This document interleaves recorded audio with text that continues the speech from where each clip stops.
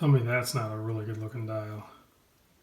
Just that deep ink black dial with the simple Seiko applied logo, indices, and then the automatic and cursive print on there. The framed date window, black with the white date on it. That is like dial perfection. It is such a great dial. Really nice case, except for the fingerprints. You have a really good bracelet here. This is probably one of the nicer Seiko bracelets that I've checked out. I really do like this one. Anyway, this is the sarx035. So this would be, I guess, like a pretty affordable dress watch. I think these sell around 700-ish. If you get them a little more worn and used, you might get them around 500-600. But in really good condition like this or new condition, you're going to be at 650 plus, I think. You have a signed crown. Measurements, you're looking at, I measured it with my mic at 41.4 across, and then you have 46.2 lug to lug, 12 millimeter thick, 20 millimeter lug width, tapering down to an 18 millimeter. And again, just like that other Seiko I reviewed, what was this guy here? Basically, it's the same bracelet. And I'll show these two together again, but you can see, I love the way they did the clasp. It just is a smooth transition, very simple, double pusher, super easy to operate, milled out. And you have a sapphire crystal on this guy. And then with all those edges and everything on those indices and hands, it just gives you super legibility. You don't need any lume on this, that's for sure. You have a really nice, simple display case back here. Let's zoom in. Nice display case back. This is the 6R15C movement. I'm sure that's a Hardlex crystal on the back. Top, it says top sapphire crystal, of course. Give you a little bit closer look there. Let me wipe this guy off. I just can't get it all off. You can just see the depth of that dial. It's such a great looking dial.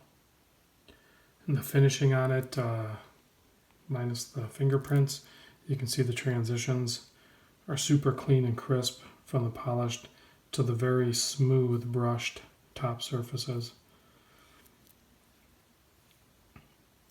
It's a non-screw down crown, of course. Go right into the winding function.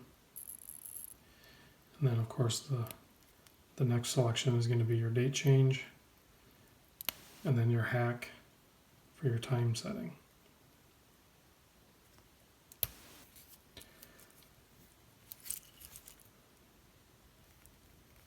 I don't know, what do you guys think?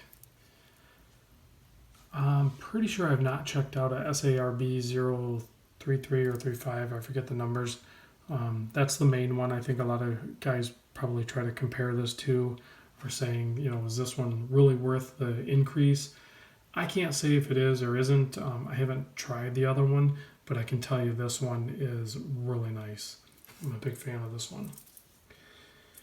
My buddy Doug sent this in. That's been sending in a bunch of other watches for me to sell for him. Here it is on my 7 1/4 wrist. And again, like I said with the, what was that other one? The SD GM001. I mean, as soon as you put it on wrist, it just feels perfect. It feels like it's at home. It just melts onto the wrist, and it just perfect size, great bracelet, just works so well. Anyway, guys, there's a quick vid on that. And I guess I'll finish up with a little side-by-side action so you can see these two next to each other. I know a lot of people were asking about that. It's a hard choice sometimes to go with, more dress type watch. If you go with something a little more dynamic like this with the dial, with either a sunray effect or whatever this is, where it has the burst effect coming into the center, or do you go with that ink black, which is just so classy and classic. Such a good looking watch.